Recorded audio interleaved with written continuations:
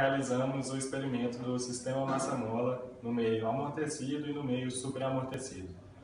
Esse é o Marcelo Moura, esse é o Lucas Tavares, o Pedro Antônio, eu sou o Matheus Queiroz, Lucas Mirac, Thiago Augusto e Renan Quintão. Muito obrigado por ter assistido o nosso vídeo. Olá, gente. A gente vai realizar aqui um experimento aqui relacionado à física, né?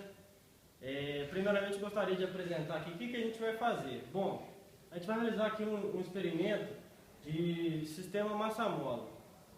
O que é um sistema massa-mola? É um sistema composto basicamente por uma mola, onde que ela vai descrever um movimento de acordo com o peso que a gente colocar aqui. A gente colocando um peso aqui, puxando ela para baixo, o que acontece? Ela vai começar a oscilar. Isso caracteriza um movimento oscilatório, que tem a ver com a lei de Hooke, que é relacionada ao movimento da mola mesmo, a força da mola, de acordo com a lei de Hooke. O nosso sistema aqui, massa-mola, ele vai ter a gente vai colocar ele basicamente aqui, vai colocar o suporte aqui, vai colocar um peso aqui. Aí ela vai distender um pouco com o peso. Quando puxarmos ela para baixo, ela vai começar a entrar em oscilação.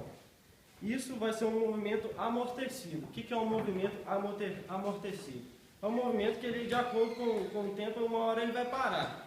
Mas vai ser um movimento subamortecido, porque a única força que vai atuar nele para ele parar vai ser a resistência do ar, o atrito com o ar.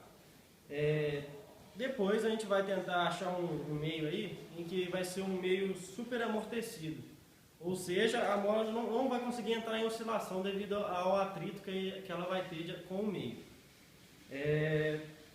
E basicamente é isso. A gente vai agora realizar o experimento, a gente vai falar um pouquinho sobre os nossos objetivos aqui com esse experimento.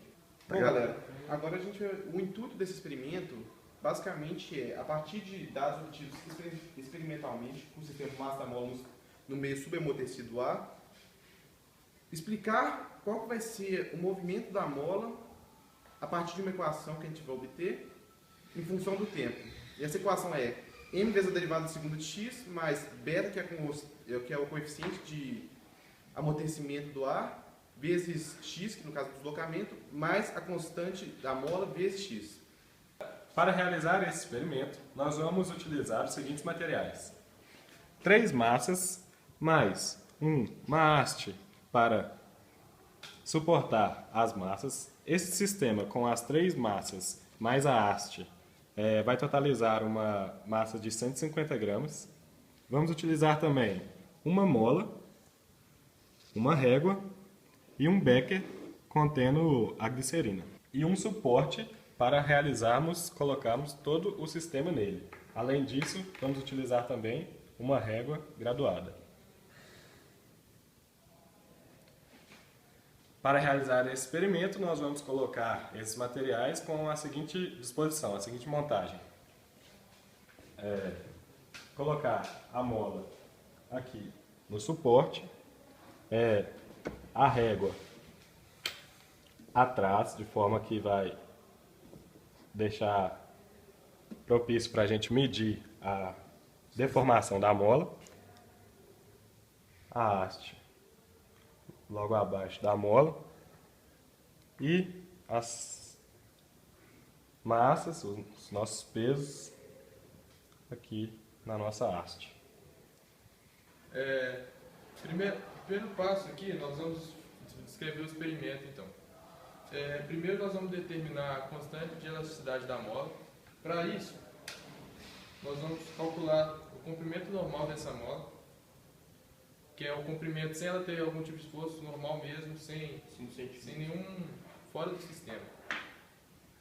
O comprimento dela é calculado 5 centímetros. E agora nós vamos calcular o comprimento no sistema montado, com o esforço já das massas que deu 150 gramas.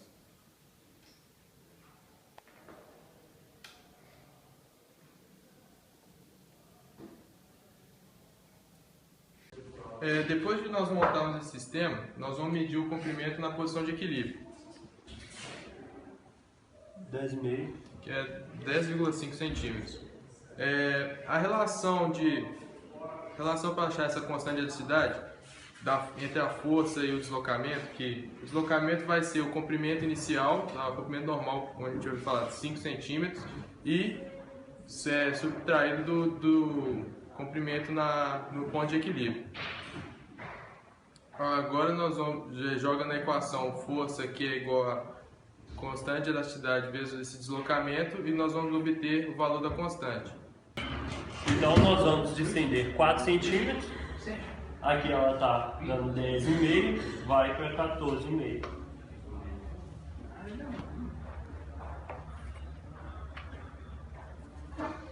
E solta.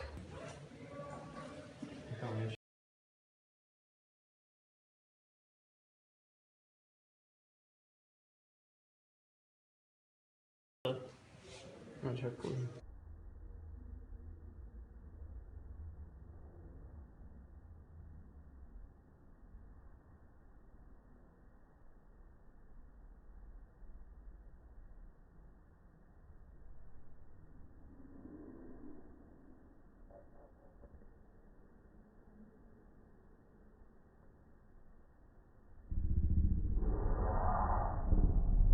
Um pouquinho depois, né?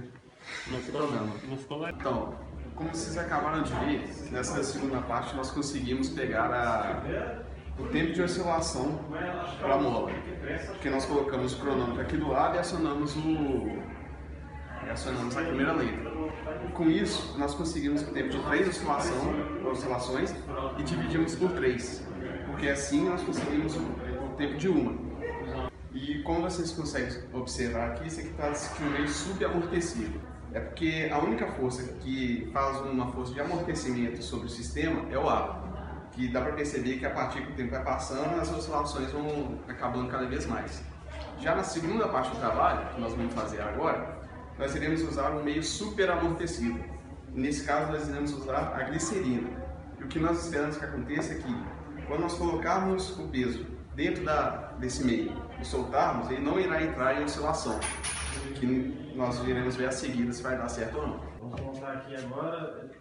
A mola, aqui no becker tem a glicerina, a gente vai colocar o peso submerso na glicerina. Vai mais.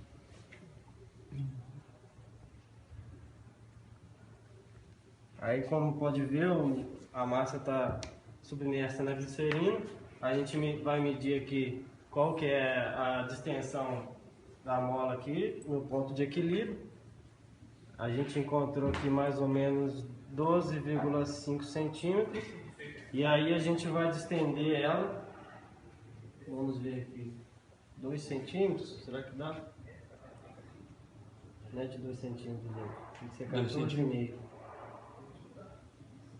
A gente distendeu ela 2 centímetros abaixo da posição de equilíbrio da mola e vamos soltar ela aqui e vamos ver o que vai acontecer. Aí eu...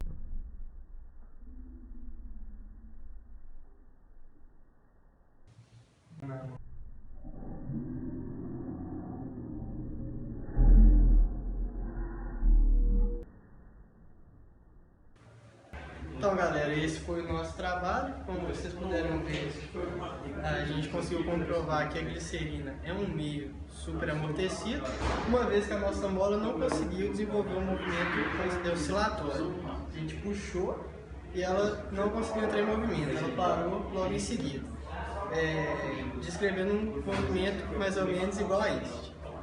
Então, galera, esse foi o nosso trabalho. Muito obrigado por assistir e é isso aí.